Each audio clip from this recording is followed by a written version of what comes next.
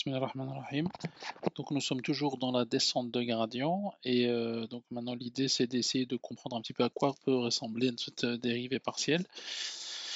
Donc pour un peu recontextualiser, tout d'abord on avait vu donc qu'il y avait la notion de coût qui dépendait de deux paramètres.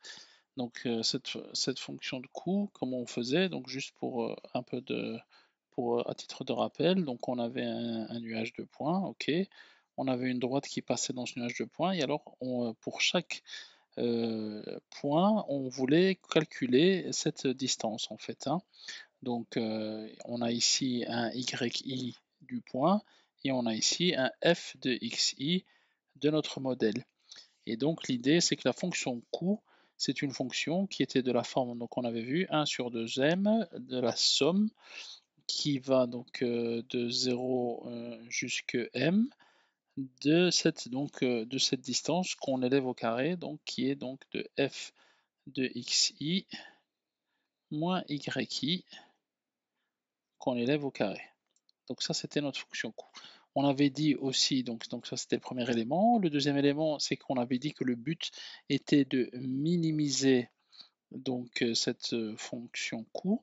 Et pour minimiser cette fonction coût, nous avions vu que donc, dans la vidéo précédente, on utilisait donc le gradient descent, donc l'algorithme de gradient descent. Donc on avait vu qu'il était de la forme, donc pour un paramètre donné, à une itération donnée, i, le w donc à l'itération i sera égal au w de l'itération précédente, donc i moins 1 moins alpha, donc de la dérivée partielle de notre fonction coût par rapport au paramètre w.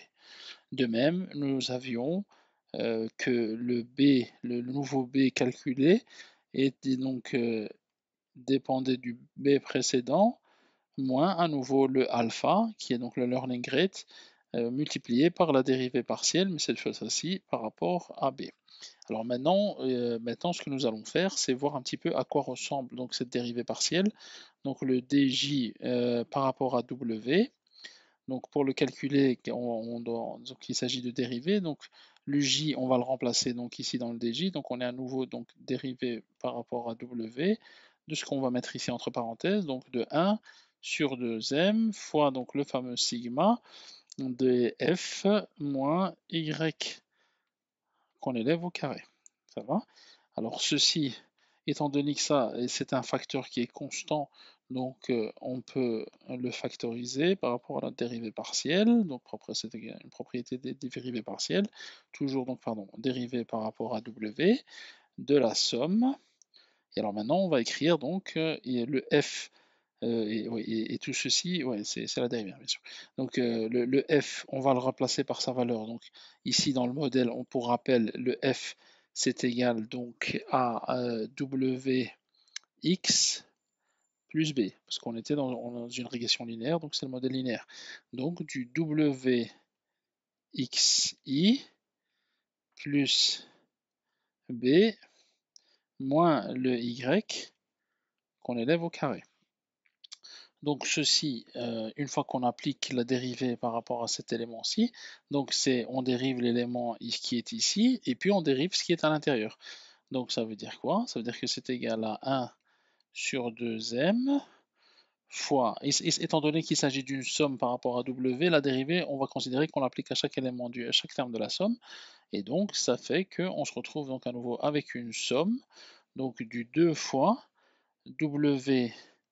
wxi plus b moins le yi fois la dérivée, donc comme on est par rapport à w, donc l'élément, le facteur ici, c'est le xi.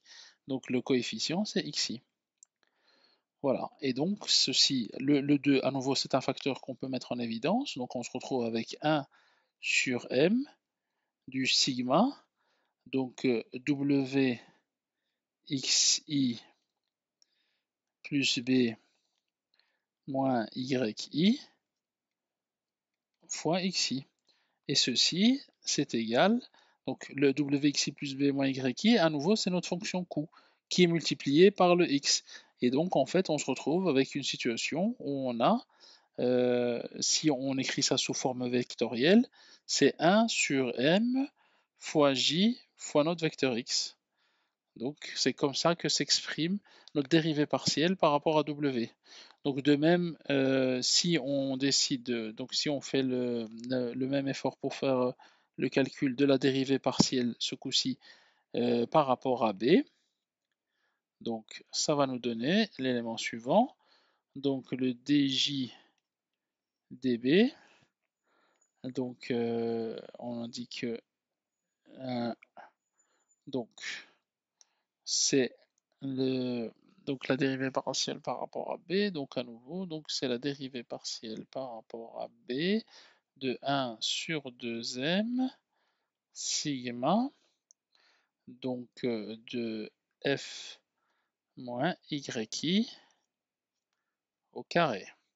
Ceci, comme pour la tantôt, on peut factoriser le 1 sur 2m, donc ça nous fait 1 sur 2m fois la dérivée partielle par rapport à b, donc de la somme des wxi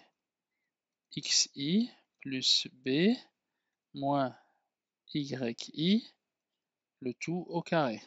Alors ceci, on continue, on fait la dérivée. Donc, maintenant qu'on applique la dérivée donc, sur chacun des termes, ici on a le facteur, donc c'est 2, donc sigma de 2 fois, donc wxi plus b moins yi fois, et donc la dérivée de b c'est 1.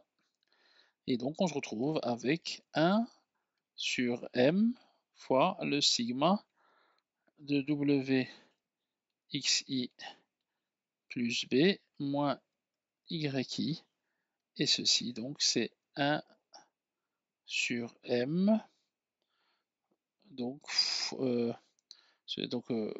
ceci donc c'est ce qu'on retrouvait au départ, donc du f moins somme de f moins yi.